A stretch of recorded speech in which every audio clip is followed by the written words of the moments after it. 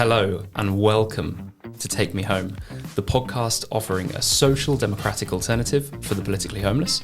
I'm Sebastian Moore. And I'm Hilary.salt. And we are filming today. First time. This might be the first time certain people are seeing us. Indeed, It's a weird thought, isn't it? Yeah. Yeah. They might turn off now. Right. Didn't realise they looked like that. Okay, so what are we talking about today? I want to talk in the news section about Andrew Gwynn, the disgraced and dismissed Labour minister. Who said some silly things. Indeed. I would like to talk about Asylum, in particular Denmark's record low asylum applications that were granted last year. Interesting stuff, yeah. And then we'll be joined by Ron Brown. That's right. And Ron is an expert in adult social care. Correct. So that'll be interesting. Right, shall we start with you? Yeah, shall I kick off? Yeah, go for it. You didn't mention we've got Culture Club at the end, so in case that's what people turn on for, we are going to do that as well. That's true. There might be a lot of people that sort of are here just hanging around waiting for Culture Club. I think so, yeah. And I've got exactly. something for Culture Club today. That's great. That's good. Okay. So, Andrew Gwynn, the row blew up on Sunday. The Mail on Sunday published some disclosures from a leaked WhatsApp group. I think this goes back to like 2019, so there must be thousands and thousands of them. And I kind of pity the poor person who's going through all these WhatsApp messages, because it seems to be one of those groups where everybody just vents their spleen. So it's a group called Trigger Me Timbers. Why is it called Trigger Me Timbers? I have no idea. I did try and find that out, but I have no idea. I did think when I saw that, I thought, okay, who came up with that name? Yeah, I don't know. Lost in the mist of time, I think. But Andrew Gwynn MP is one member of it. There's another MP, Oliver Ryan, the MP for Burnley. Andrew Gwynn is the MP for Gorton and Denton, and was a junior health minister in government. And there's also lots of Labour councillors on this group. So it seems to be a Labour Party grouping of, people from both councillors and MPs. And people will, I'm sure, have seen and heard some of the stuff that's on it. Perhaps the most obnoxious message was one where Andrew Gwynn, in response to a letter that had been put on the group from one of the councillors, from a constituent who'd been complaining about the bins. These are the important things in people's lives, aren't they? Andrew Gwynn had said, "Dear resident, F your bins. I'm re-elected without your vote. Screw you. P.S. Hopefully you'll have croaked it by the next elections." So, not very helpful message to put on WhatsApp, particularly one that's then disclosed. And there's lots of other... Well, it's difficult, isn't it, to say when Bants crosses a line into other things, but certainly there's lots of things that you wouldn't want to be out in the public arena. People are calling lots of it sexist, racist, anti-Semitic. I mean, I think most of all it's just juvenile. All of these messages have been disclosed by a member of the group, presumably a member who either didn't say anything bad, or part of the deal for him disclosing it was that anything he said that was bad wasn't disclosed. There's some allegations that disclosure has been motivated by some local political rivalries. We don't really know, I don't think. So what's happened as a result of this, the fallout? Gwynn has been sacked as a minister, and he's been suspended from the Labour Party. And I think even some of the people that we talk to are quite politically engaged have got a bit confused around this, because he's not sacked as an MP, he still is an MP. It's up to his electors to remove him. But there are only very narrow circumstances in which electors can use this petition to recall MPs. And they have to do something really pretty bad. They have to be sent to prison or suspended from the House, or they have to be caught fiddling their expenses. So they have to do something really bad in this kind of narrow stream of things for a petition to be raised by electors.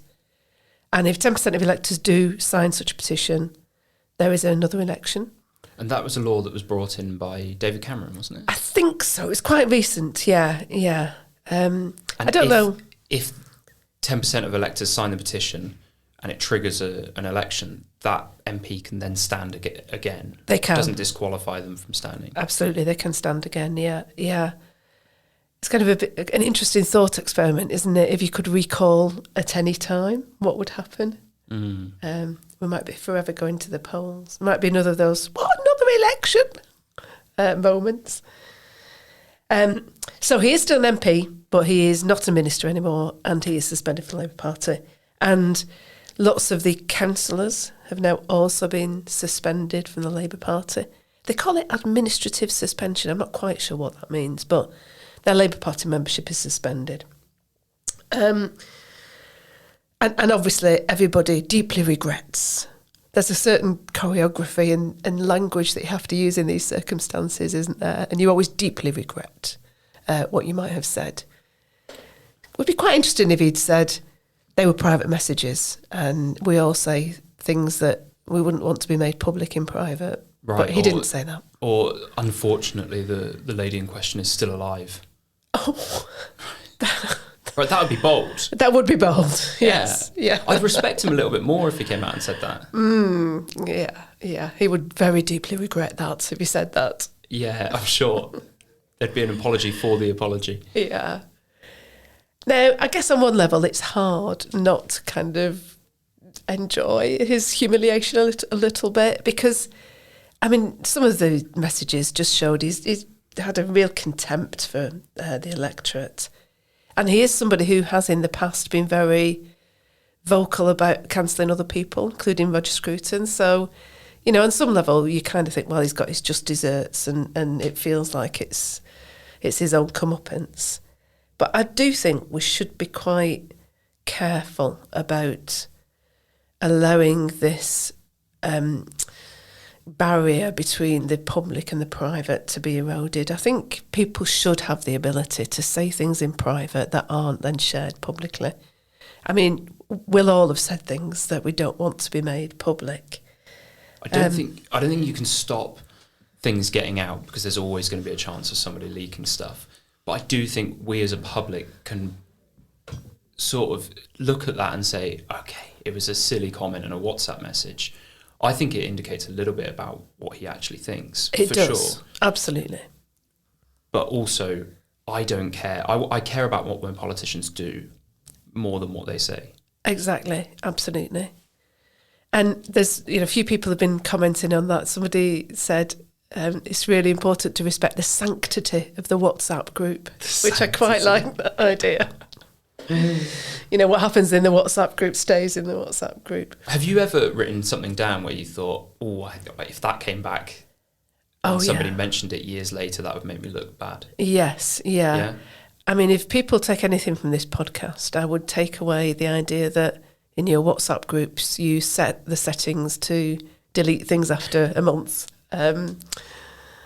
Because I just don't write anything down. Even if there's something with a friend that I think, this just sounds really bad, I'll phone them because I think messages get lost in chats. Humour gets lost when it's written down. It does.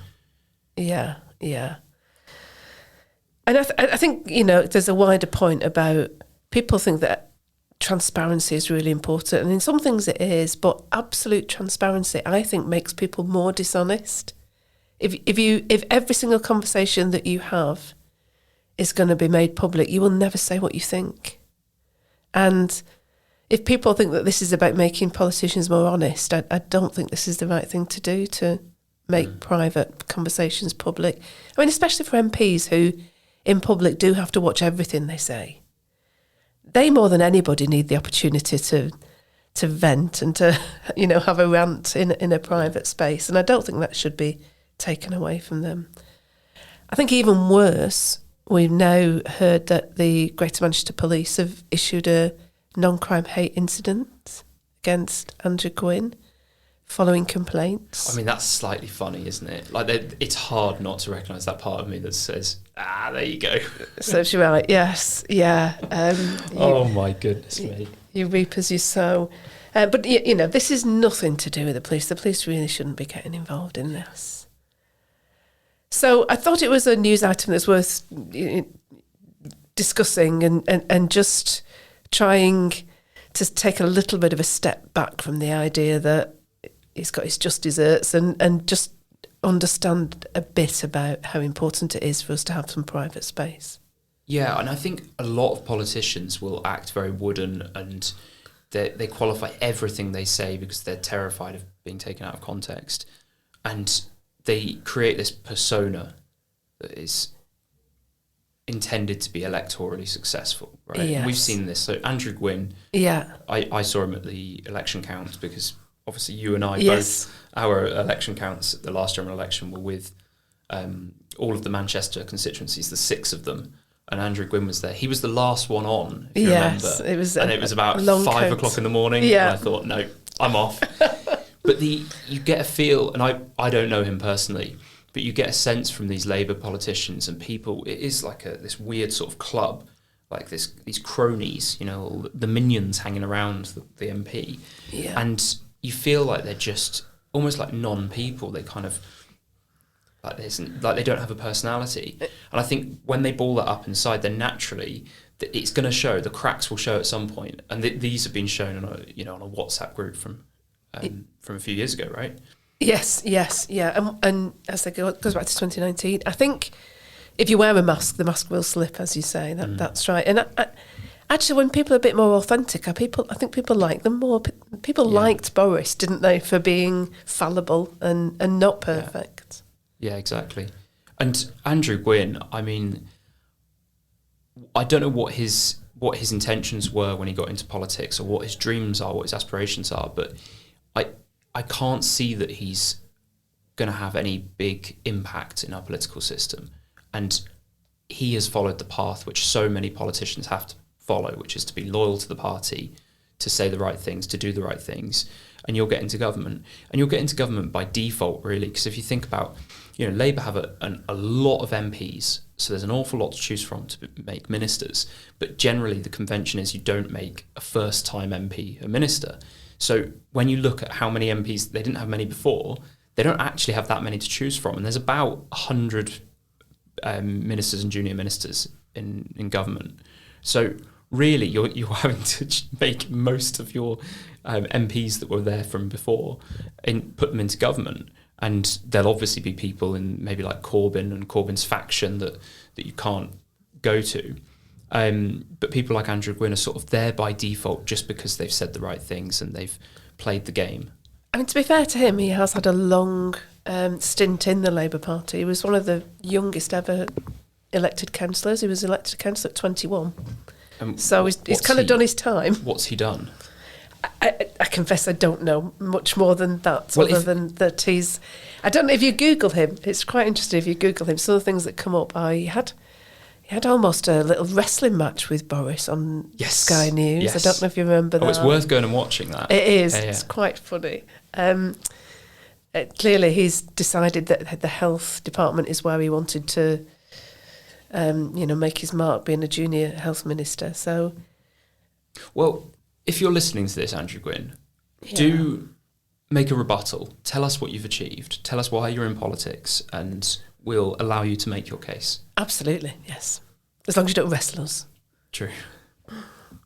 So, is it time to move on to your issue, Sebastian? I've got to compose myself. Okay, yes, Asylum. So, the story that caught my eye was that Denmark has hit a record low for the number of asylum applications that they've granted. So in last year, they granted 860 asylum applications, which was a fall, and is only beaten, if you like, in terms of the low number, by the number in 2020, which was a bit of an anomaly because of COVID. So what was it the year before that? How much of a drop is it? I don't know, that's a good question. Sorry. You're asking me things I haven't written down. Researched, okay. We're doing this without notes today because we're on camera. So yes, yeah. It's hard. Without my screen with all the information. So without looking, how many asylum applications do you think were granted in the UK in the same period? 80,000. Okay, not bad. 67,978. Okay. Hardly any, right, compared to the 80,000 you suggested. It's close. I think that's very good. It's a good guess, yeah. So this zero refugee policy, which is being termed in the media, has actually got a lot of support in Denmark. So the ruling party in Denmark, and anybody that doesn't know this might be thinking they're right-wing, they're maybe the right-wing populists. It's the Social Democrats. Oh, wow, okay. And led by Mette Frederiksen. And the Social Democrats have been in power, on and off for the last 15 years. They have led the polls for the last 10 years. So since 2015, they have not been knocked off first place in the polls. So it's not like the Labour Party who were elected and then immediately became massively unpopular. It's not like the Labour Party. And I would say they are drastically different from the Labour Party. And I think very similar to what we aspire to in the SDP. So they recognise that the economy they're sort of centre-left on the economy. They've got the social democratic model, whilst also recognising that people aren't in favour of importing, hundreds of thousands of immigrants and granting all these asylum applications. You're confusing two things there, if you don't mind me saying. So asylum applications is one thing, importing labour as legal immigration is something different. Okay. I said doing that and doing that. Okay. It comes in the same week as the announcement that the UK will deny citizenship to small boat refugees. Yeah. So anybody arriving via dangerous methods won't be eligible to apply for citizenship. I think that seems like a reasonable move, don't you? I always think there's what you might imagine as the kind of typical thing that you imagine as somebody asylum seeker is, which is women and children fleeing a war-torn zone. And I have a lot of sympathy for those people, but the people that we see arriving on boats in the UK, that they're not like that at all. They're very able young men.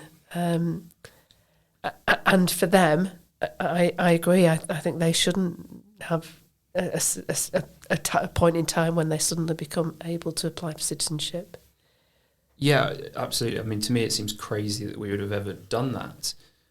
Because if somebody arrives illegally in your country, to say you would allow them to stay indefinitely is one thing, and then to say that you would allow them to apply for citizenship and to become a British citizen just, to me, seems outlandish.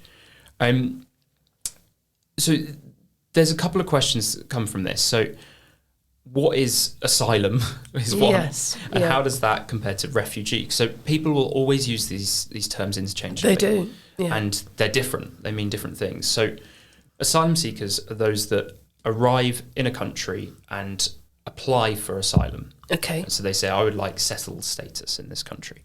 Now, that can be after they've arrived in the country. Let's say they've arrived illegally and then they go to an authority whilst they're here, or they turn up at the border. Obviously, in the UK, it's slightly different because we have a sea border all the way around. So in order to get here, you've already sort of arrived illegally. Now, a refugee is somebody that has been granted settled status.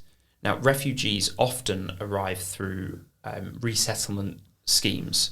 This is where a country will go into another country using usually a third-party organisation and say, we will resettle a certain number of refugees that are internally displaced, yeah. Internally displaced, or maybe in a neighbouring country. Okay, so for example, the people who've arrived from Hong Kong in the northwest. Right, so Hong Kong and Ukraine is slightly different. Okay. And I can't quite figure out why, but they're not included in the numbers of people that we've granted refugee status to. And I'm not too sure why that is. So excluding Ukraine and Hong Kong, how many people do you think did we grant refugee status to through a resettlement program like this in 2023? Oh, I think that would be quite low, maybe 20,000. 1,123. Oh, sorry, it is very low. Very low. And part of the reason why is because we are focusing constantly on the people that are arriving in small boats.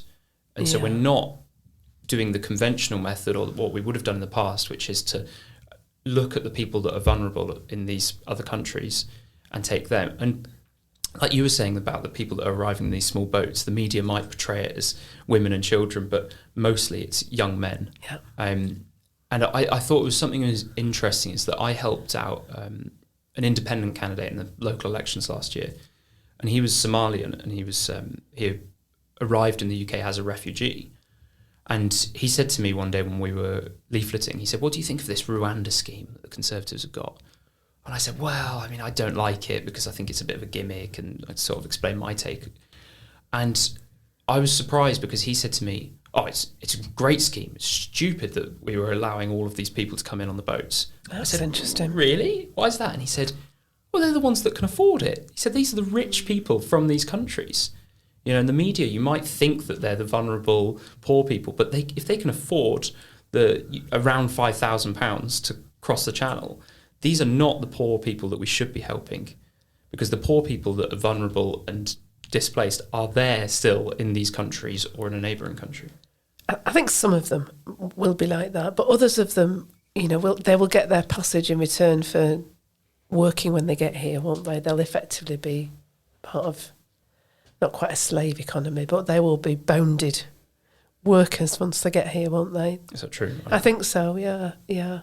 Again, we're straying into areas we don't really know about, but I think there will be a mixture of people on the boats, not just people who have paid.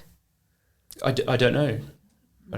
That's a good question. Don't people say that when they abscond, so when people arrive on boats and they're put in one of the hostels, for example, a number of them abscond because they have somewhere to go to, and that somewhere is somewhere where they will be working in either the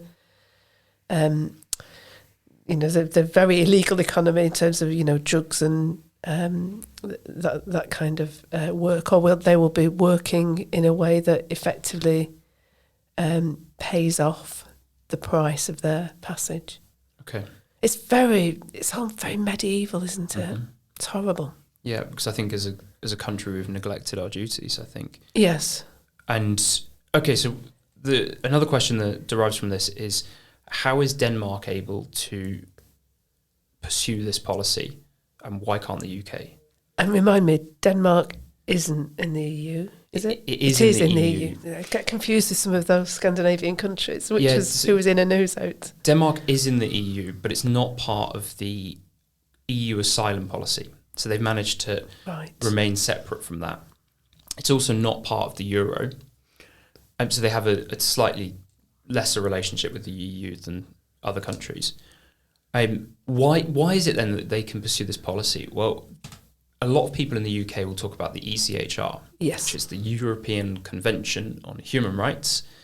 Denmark is a part of the ECHR. Now, I can understand the arguments for leaving that, but Denmark proves that you can do these things while still remaining in parts of these conventions. Part of the problem in the UK is that we've incorporated the ECHR into the Human Rights Act. Correct. Which was passed under Tony Blair in 1998. And that makes it very, very difficult for us to maintain a strong border, because everything will go to the courts and the courts will just go against the government, as we saw with the Rwanda scheme. Yeah, so my understanding is it's the interplay between the ECHR, the Human Rights Act in the UK, and the effect of existing case law. So it's that case law has also made it more difficult for courts to rule against, the kind of policing of borders in the way that we might want them to do. Yeah. So I think, if we want to unpack it, just leaving the ECHR doesn't do it on its own. You've got to do more than that. And it's a whole package of action we would have to take in order to allow us to do some of the things we would want to do. Exactly. Yeah. So how is it going down in Denmark? This is very popular, presumably. Well, they're still leading in the polls. Yeah. it seems to have broad support across the spectrum.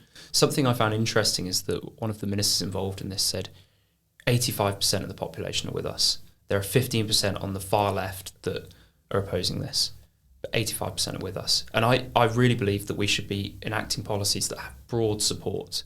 And I think for a lot of things, there is what I would call the middle 80, right, where you've got a huge section of the population that are behind this. Yeah. And you might get 10% on either side that are crazy or coming up with wacky ideas. Yeah. But we should be looking to represent the majority of the population.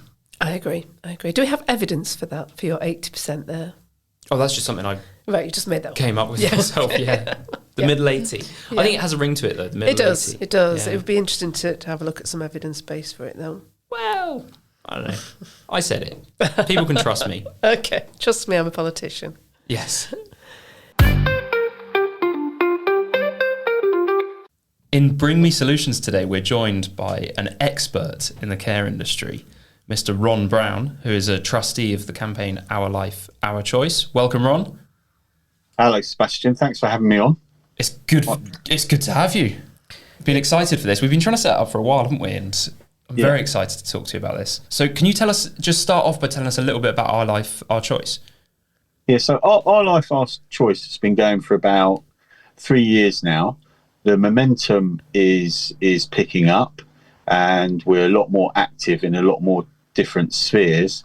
Essentially, it was started because parents were concerned about the effectively forced closure of the care facilities of their grown-up children.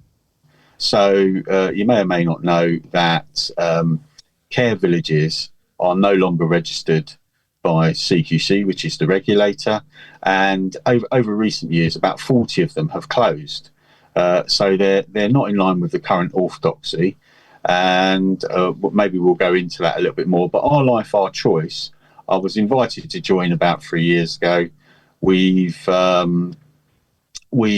started off in a kind of behind-the-scenes, low-key way, engaging with CQC. We've had 3 meetings with CQC. Unfortunately, we weren't able to get a solution or movement or traction even, although they were very polite. I didn't attend those meetings myself. They were very polite, and it's quite clear what some of the issues were. And so following that, we've obviously escalated things. We've had a parliamentary launch a little while ago, and we've got a conference coming up on the 3rd of April. We've got a website online that people can check out if they want to. We don't accept donations from the government, statutory agencies, or indeed large corporates. That we just, there's very clear sighted that that's what we want to do. We want to save these villages. We want them to be part of a care option that's available to families and their loved ones, and indeed communities. And I would also say that what's been helpful is that in the time we've been able to develop an approach to social care which would not only allow for those villages, but would also allow other options. So there's a genuine diversity of supply. If you look at what's happened in social care, apart from some of the concerns people have about it, is that there's an increasing what I would say homogeneity of supply, and that's the direction of travel. And let's be honest, one size doesn't fit everybody. And Ron, just explain what is a care village?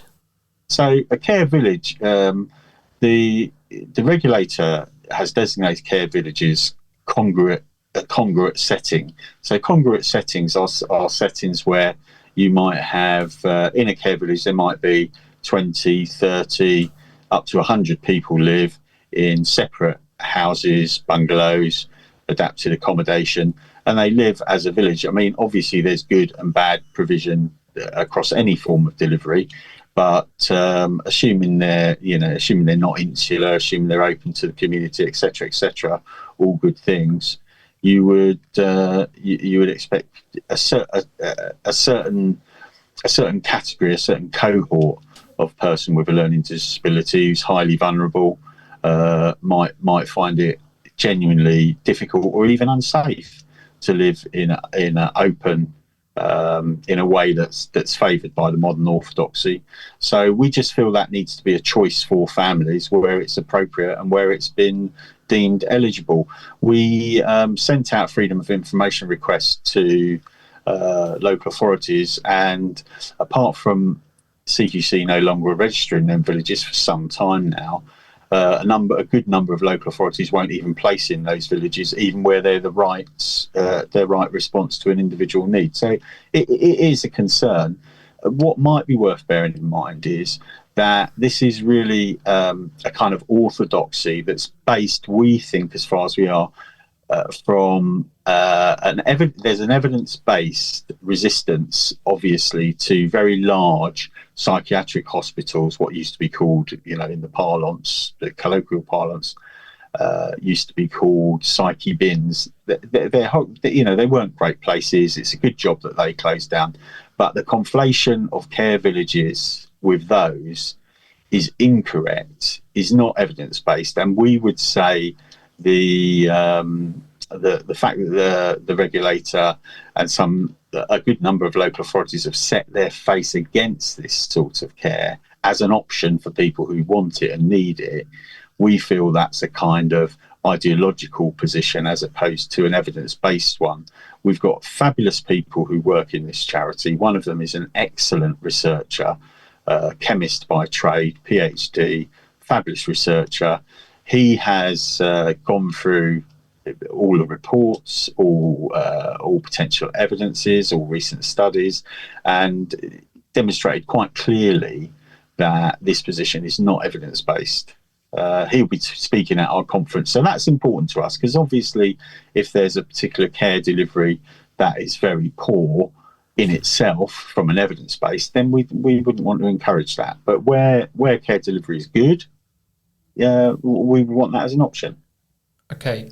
And tell us today, you wanted to bring up a couple of problems and hopefully a couple of solutions. Well, I mean, in terms of these villages, the problem is that, as we say, about 40 of them have closed. People have been evicted. They've lost their homes where they've been in their homes for, maybe 30, 40 years. So the two problems are, one, that's happening, and two, people are having restrictions on being able to be placed in these villages if it's suitable for them to receive care in that way. So there's two problems. The solution is quite simple, really. Our Life, Our Choice have identified a sentence in what is the latest CQC regulations, effectively, which is a paper around the culture and the type of care that they're encouraging, and we would like that changed so that villages can be allowed, can be registered, and that local authorities are not kind of encouraged to not use them. So that would be our solution. That would keep the villages available as a choice for people who want them, and it would also stop their closure, their forced closure, effectively. Another area that we think it would be incredibly helpful in, we've currently got over 2,000 people with a learning disability who are in very secure accommodation, assessment and treatment units. Now, the government has been looking to empty these units for decades. We've got people who've been in those for 20, 30 years. They've not been convicted by a court. There's obviously some legal mechanisms whereby they can be detained in these places, but very often they go in for a matter of weeks and they stay in for years, some of them decades. So we feel these villages would be a fabulous solution to emptying those ATUs, which we do not think are a great way of responding to the care needs of those particular learning disabled adults. Can you tell us a bit about some of the kind of people who would benefit from care villages, and also perhaps tell us a bit about what happens to them when they're evicted? Where do they go? Yeah, so I can tell you about the type of people. it would be people who have who are highly vulnerable, or whose behaviours would be difficult to manage in a community setting, who may be a danger to themselves or a danger to others, and who would find the kind of what's now seen as the gold standard, whereby people live in mixed accommodation up to 6 in a normal high street. The reality of that outside of the kind of rose tinted glasses, the reality of that is that people often live very lonely lives. They're subject to all sorts of nefarious activities. We know there's something called cookering, where literally gangs move into learning disabled people's homes, sell drugs from them. They're kind of seen as friends at first, and I've witnessed and experienced that in my work. That's not to say that type of accommodation and that type of mainstream life is not great for the vast majority of people with learning disabilities. That is a realistic, sensible aspiration. But for people who are outliers, for people with the sort of significant problems I've mentioned, that is not a good solution. Now, what happens when people are evicted? That's a very, very good choice, a very good way of looking at it. We know with older people where they're forced to evict, that mortality goes up in the first year very highly. I'm not suggesting that would happen with a younger cohort, but of course, what do you think would happen to you if you were forced to live your home of 30 or 40 years? People that you saw regularly on a daily or weekly basis, you no longer saw. Any activities you were involved in, perhaps employment you were involved in, your connections to the local community were lost to you. And perhaps being forced as an adult, maybe in your 30s or 40s, to go back and live with your now older parents. Nothing wrong with that if you choose to do that and they choose it, but on a forced basis, it doesn't take a lot to realise that this is not, the unintended consequences are not good. So it sounds like this is something where the solution is already there. It's already been enacted and we're regressing. Now, the CQC, so the Care Quality Commission, why are they against these villages? Well, I think they're not against them, without thinking they're doing the right thing. As I say, I think there's been in our opinion, as a campaign, there's been a conflation of care which clearly was not right, was not fit for purpose. Large, long stay hospitals, clearly they're not a good thing. And there's been, we believe, a wrong-headed conflation of smaller care villages, which are organisms themselves with links with the community, their own kind of individualised housing, perhaps various other activities based in the community, some in the actual village. So we think they've just got it wrong. They've just got it wrong. But that's not to say, there's any malice in that. Obviously, it's just a different view. Also, there's also, I don't know, they haven't framed it in terms of finance, but there may be a view in some local authorities that somehow that's an expensive option. We would disagree with that. The way care funding works in this country is that budgets are so split that very often a lot of exercises of placement are just around cost shift. So you have to look at the whole public purse, you have to look at the health outcomes. It's a much more complicated picture than what a local authority might be paying for an individual placement, because that's not the total cost of care anyway.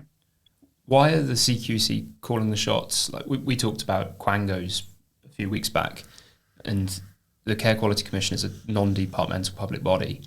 Have the government sort of outsourced that decision making to them so that they can have this influence? Well, I think the CQC come in for a lot of criticism, and I do think some of that is really unfair. Would you need a regulator in the care sector? yeah, I think you probably would need a regulator. So the issue then becomes one of what is the care system that you want, and what is the type of regulation that you want. Now, a secondary part of our campaign, we're not just about saving villages. We like the idea of a choice-based care system, so there's much more diversity of supply.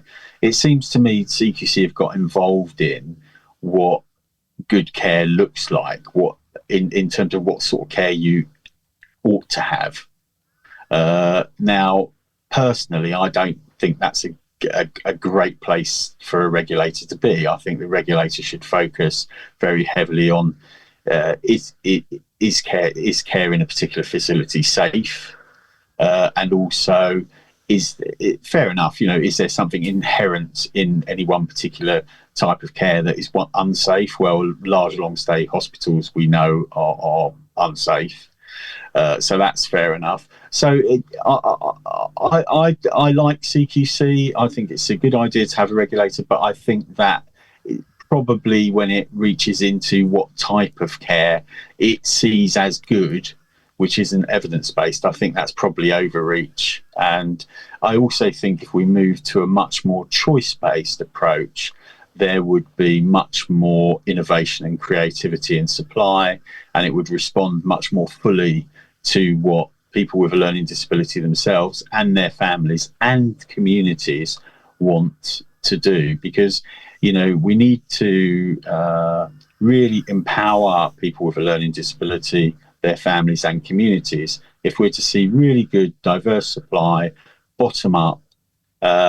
It is interesting that I take your point about some of the role and function of CQC, because it does appear to have gone into actual policy areas, and some things that might rightly be seen to be the choice of a minister, really. So that does seem to have limited, to me, to limit the power of that minister. But what I should have said about the Our Life, Our Choice campaign is we are entirely non-political. We're non-party political. There are some political issues in social care, obviously, but our concern is to provide the best possible social care with the money available, and issues around funding, how funding takes place, whether it's free at the point of need. All of those are political matters. But that's not something that concerns us. Obviously, I, as an individual who works in sector a long time, have a view on those. But our campaign, what is gratifying is that our campaign is a human campaign. It's not party political. And as we've moved from talking to CQC to trying to, frankly, influence and explain to others, what is obvious is that it has got traction across the political sphere or divide. Not only divide, we've got what I would consider people who are, dry conservatives who are very supportive. Some people who are less dry conservatives. We've had great conversations with one or two in the Lib Dem party. And we've had some engagement from Labour as well. It really is a bit of a no-brainer. More choice. We talked a little bit about money there. I was going to ask about money because I don't know if this is conspiracy theory stuff or not, but a few weeks ago we talked to Amanda Hunter, who was talking to us about elder care, and she was saying that a lot of the care homes are now run by 4 big organisations, 4 big companies, and she's very worried that kind of monopoly status of those companies reduces not just choice, but effectively creates an ability for those people to set prices and to control the market. Is there any of that going on in your sector? Well, I'm happy to talk more broadly about that. What we know in the our campaign is specifically about working age adults with a learning disability. However, what you're going to get, if you drive homogeneity, and if you drive long, next to that homogeneity, if you drive long timescale fee incomes, then obviously that's going to be very attractive to private equity, to funds, etc., etc. So, listen, I may be in minority, but I've got absolutely no problem with private equity, with funds, with a social market. I've got no problems with that at all. But I think it's incumbent upon the state and professionals to, senior professionals who are effectively setting the market. If you set the market in that way, it will become vulnerable to, or it will be a market, which I would say it is now, where stakeholders are, the stakeholders that are powerful will be private equity, corporates, and state-based professionals. There's professional associations, but let's be honest, they're trade unions really, and fair enough. They're representing their members, but the other stakeholders, I would say, family, community, small suppliers, they're relatively weak. They've got relatively little power in comparison to those other stakeholders. So I would like to see a more bottom-up approach, much more choice, where private equity gets high returns. Let's link that to innovation and creativity and market solutions rather than shooting fish in a barrel. Thanks, Ron. We led you away from your specialist subject there, didn't we? Sorry for that. Oh, we will drag you into the political sphere, Ron. Okay. Even kicking and screaming.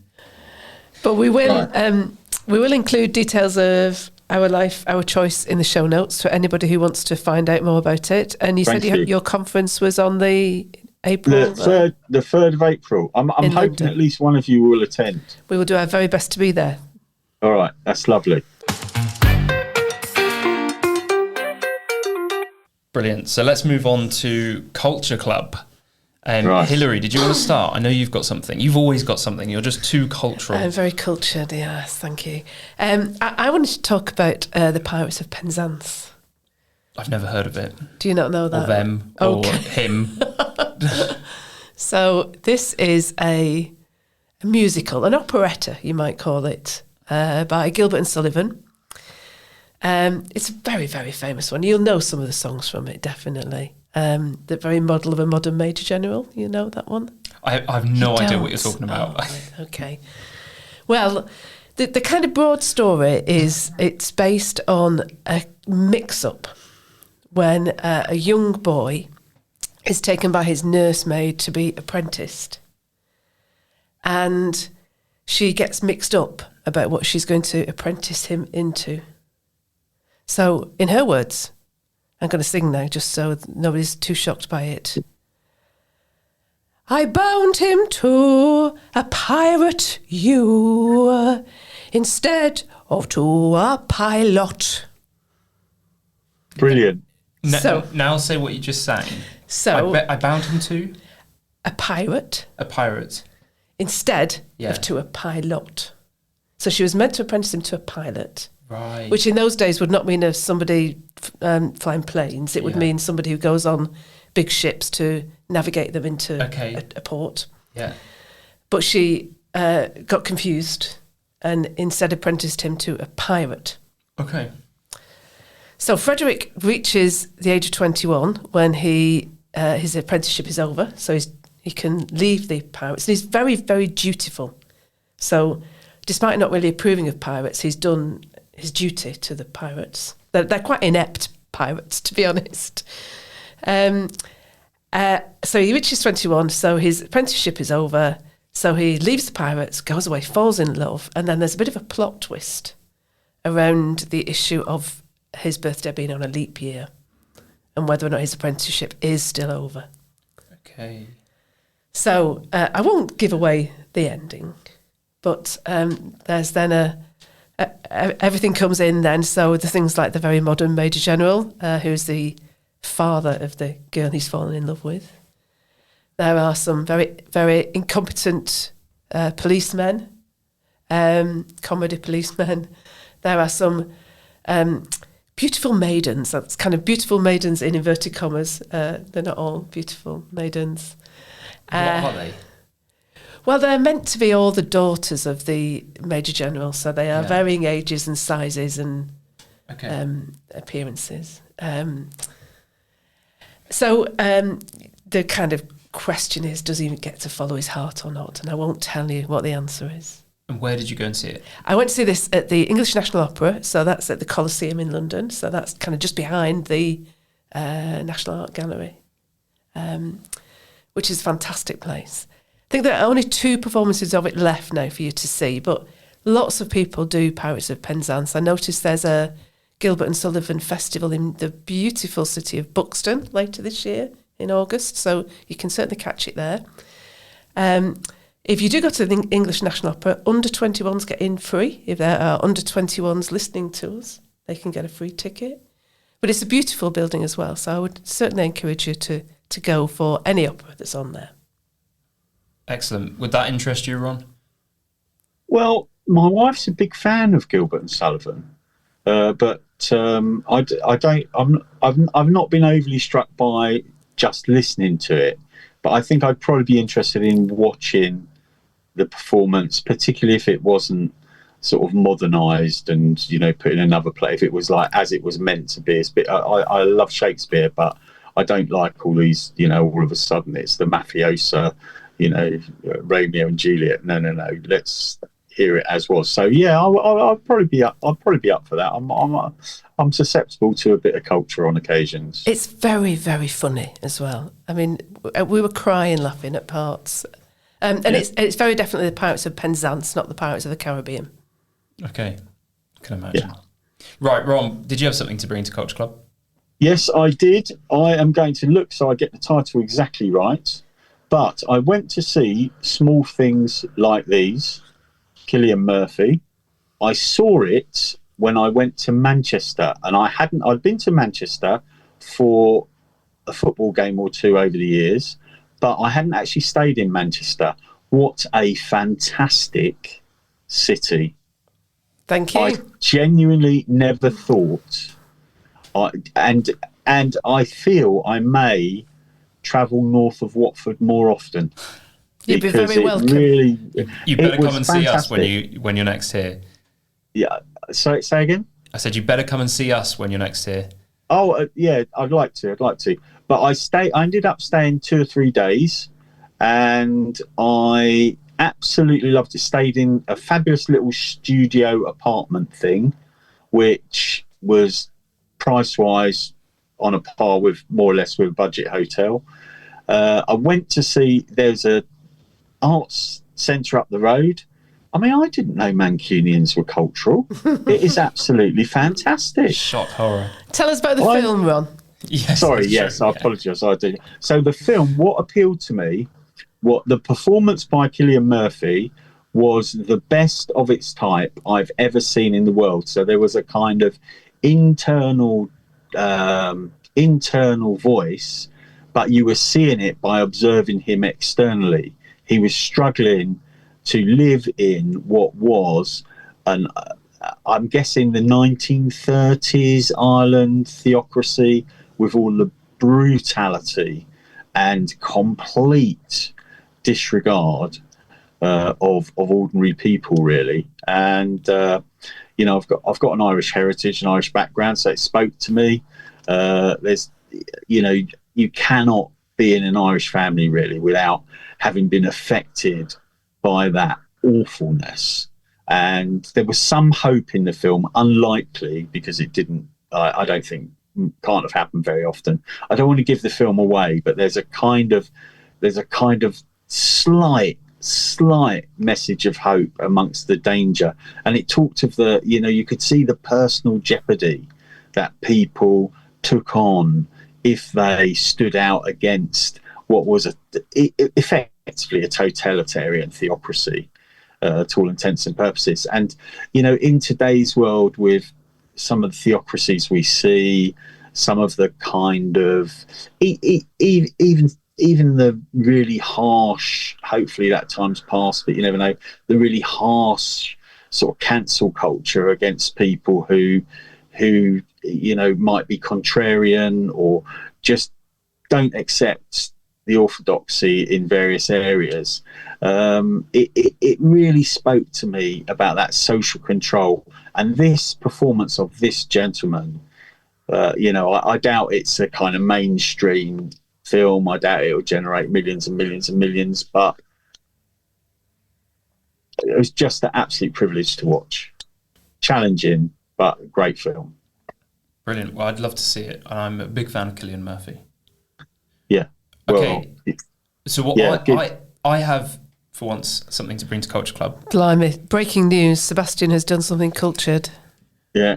I watched a documentary at the weekend called The Mission, which shows the life and the story of how a man named John Allen Chow travelled to a place called North Sentinel Island and was killed. So North Sentinel Island, I don't know if people have heard of it before. I think it's top of my places to visit. It's number one. So it's in an island chain called the Andaman and Nicobar Islands, which are really in the middle of nowhere. It's like in between India and Thailand, if you can picture that. They're part of India, but North Sentinel Island hosts an uncontacted tribe. So we don't know how many people actually live there. But anybody that's tried to visit has been killed, effectively, in the last 50 years. So it's a fascinating story because, for me, it really... And they say this in the documentary, it's a story about us when we thought we were making a story about them, right? Because I think when you look at an uncontacted tribe, it makes you look inwards. It sort of holds up a mirror and you think, what do they think of us? What do they make of us, these outsiders? And if it details the contact that they've had with outsiders over the last 50 years. Some were anthropologists, some were fishermen. This gentleman, John Allen Chow, was a missionary. So he went there to try and convert them to Christianity. Hence the mission. Exactly, the mission, the title. So it's I want to get this right, is it National Geographic Geographic documentary. I'd highly recommend it. I watched it on Disney Plus. Oh, wow, you have Disney Plus? I was gifted Disney Plus by a friend. She had a free membership that she got through a scheme of some kind, and so I am very grateful to her if she's listening. And I would highly recommend it because I think it's one of the most fascinating stories, really. And he, as a character, I think this was in 2018 he was killed, and it was quite a big story at the time, and there were a lot of memes that were made about the sort of the stupidity of this guy who's a Christian trying to go there to convert them all to Christianity. And you might think that he's a little bit naive and ignorant, but when you watch the film, I think you see a different side of him. Somebody that's very, very outgoing, very kind, very knew what he was doing and knew what the risks were and did it anyway. Virtue can also be arrogant, though. It's pretty arrogant, isn't it, to go along and to this island and go and help them by converting them to a different way of life. I mean, really? I would say that he believed that in order for them to be saved, he had to go and convert them. And if you believe that, and if you're willing to put your life on the line to do that, I think that's commendable. And I actually have a theory about this. So we watched the documentary, me and my housemate, and it finished, and I said, how do we know that he's dead? Because there were reports that the fishermen he paid to drop him off, who were also Christian, the reports were that they saw his body being dragged across the beach. Now, that seems like the only evidence. And to me, I think, if he managed to fake his own death so that there would be no more further contact from outside, and something he states in the film, because the film has his diaries, so they read his diaries, an actor voices him. And something he states is that he doesn't want any other outsiders. He wants it to be a mission where he enables them to grow the church within the island. I can help you out with this, Sebastian. Yeah. One, I would definitely watch the film. Yeah. So thank you for that, and I wouldn't have heard of it. But what happened to him, he went and he saw that their culture, which worshipped the sun god, the stars, the trees, the rivers. He saw that that was the true way. So he ended up being a member of their tribe. He converted, and what he realised he had to do was to discourage any other Christians going to the island, and if necessary, kill them. There you go. They converted him. That's an alternate ending. That's like the director's cut. Yeah. No, that happened. Yeah. That happened. Okay. Well, Ron, if you ever fancy a trip, let's head out there. Well, two things. One, I am a Christian, and two, I think people are entitled to their belief if they want it. I really don't want to be saving people.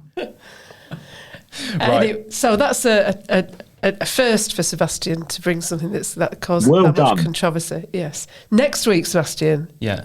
you're going to watch Frozen. Frozen? Yeah. Why? Because you've got Disney Plus. Oh, gosh. That'll be the one time I use it, honestly. I don't even have a TV. Oh, I love that. Don't have a TV. I love that. I didn't for many years. Yeah. Okay. Right. Well, that brings us to an end. Thank you so much, Ron, for coming on. So if anybody's interested in what Ron's been talking about, do check out Our Life, Our Choice. As we said, the conference coming up April 3rd. You can get your tickets.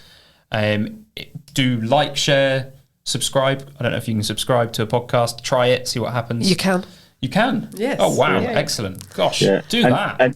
And definitely thank you very much for letting me come on and talk about the campaign. I really appreciate It it. was a pleasure to have you, Ron. Absolutely fantastic. Okay. We learned a lot from that as well, Ron. Thank you very much. Thank you, everyone. Cheers. Thanks. See everybody next week.